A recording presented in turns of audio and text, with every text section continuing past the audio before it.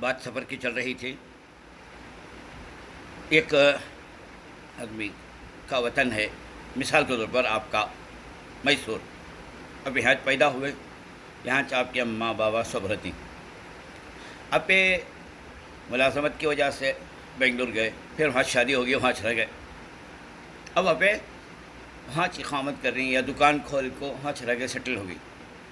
لیکن تمہاری رشتہ داریاں میسور میں باقی ہیں.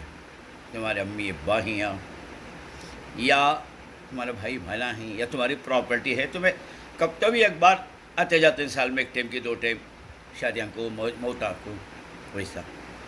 تو ایسی صورت میں نماز اب پھر واپس تمہیں میسور کو آئے تو کوشش پڑھنا، کیونکہ رہتی ہیں سوچنے میں پرماننٹ بنگلور میں. یہاں آپ کو 1 دن کے واسطے 2 دن کے واسطے اماں بابا کو دیکھ لے کو، خیریت کر لے کو جانے آتی ہیں، رشتہ داروں سے مل لیتی ہیں. آپ جہاں ہیں اس بنگلور کو مثال کے طور پر وطن اقامت کہتے ہیں شریعت کے ٹیکنیکل لینگویج میں. اور اب یہاں جو میسور یہاں پیدا ہوئے پہ یہاں رشتہ دار ہیں یا یہاں آپ کے دوست احباب عزیز و قارب ہیں، اسے وطن اصلی کہتے ہیں. یہاں پیدا ہوئے آپ،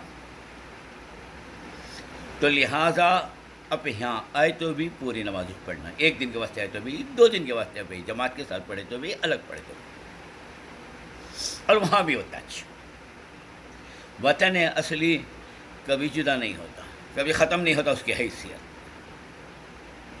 تب تک وطن اصلی چھے تو وطن اصلی میں پوری نماز پڑھنا، کیونکہ یہاں سب اصل مین بیک گراؤنڈ کیا ہے کہ تو جہاں بھی جاتے ہیں وہاں آپ کو رہن سہن، کھانا پینا، یہ سفر کی وجہ سے جاتی مجبوریاں، جلدی کرنا، کیا کرنا کر کر رہتا ہے، یہ اس کا بیک گراؤنڈ تھا. سو اگر اب یہاں کیا ہے تمہارا، یا تمہارے ماں ہیں، بابا ہیں، یا بھائی ہیں، یا کوئی رشتہ دار ہیں، ہر نیچ ہے، ان سے شادی ہے، آرام سے لپنا کہیں، تو لہٰذا اپنے کو بہت زیادہ. تو یہ کیا ہوگا، وطن اصلی کہلاتا ہے. یہ ہمیشہ رہے گا. شاید تمہیں سال میں 2 ٹائم ہو، جیسا بھائی انہوں رہتی رکھو کیرلا والے یا کتنے کہ میں یہاں سے دبئی کی بھائی مجھے کما کر رہتی ہیں، انہوں ہاں سوچ رہتی ہیں رضا میں آ تو کتنے دن پڑتے ہیں، 5 دن کے واسطے آندے رضا میں. ابھی چلے گئے آنکھوں، پھر کیا ہوا، ارجنٹ آنا پڑے بینک میسور کو. کیا کرتی ہیں، 2 دن کے واسطے ایڈریس پہ اسٹوریج پڑھنا، کیونکہ وطن اصلی وہ وطن اقامت کہتا ہے. ہاں ایک صورت ہے کہ بول ڈالے پہ میں اپنے وطن اصلی کو خیر بات کہتا ہوں. آپ کے والدین کا انتقال ہوگا، اللہ نہ کرے، ان کا سایہ اپنے سر پر رکھے، یا کوئی اپنا رشتہ دار نہیں، یا پراپرٹی تھی بیچ ڈالیا، نہیں اب میں سیٹل ایچ ہوگا کینیڈا میں، نہیں اب نہیں آتا ہوگا کر کے نیت کر لیے پہ، تو اب یہ وطن اصلی باطل ہوگا.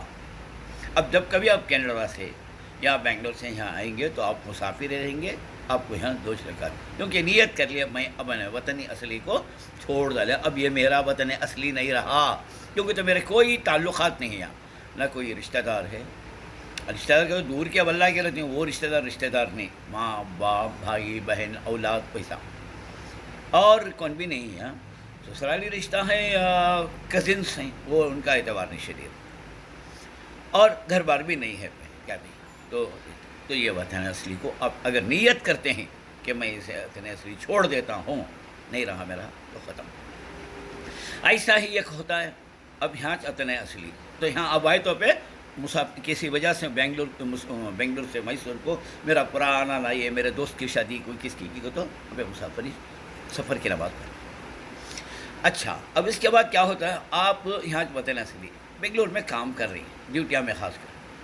کبھی ایسا ہوتا ہے ٹرانسفر ہو جاتا، ٹرانسفر ہو کر اب بنگلور سے اپنے کو کہیں کی دوسری جگہ ہبلی دھاڑواڑ کو ہوگا، چلے گئے وہاں. اور پھر اب وہ وطن اقامت ہوگا آپ کا.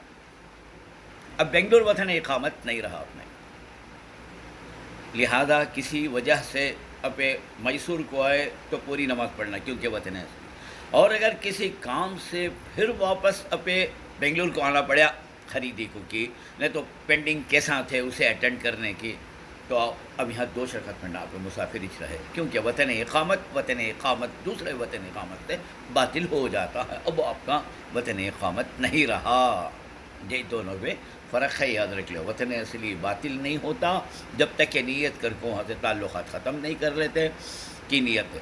اور لیکن وطن اقامت اسے چھوڑ دینے کے بعد اسی جگہ گئے تو چھوٹ گیا، ختم۔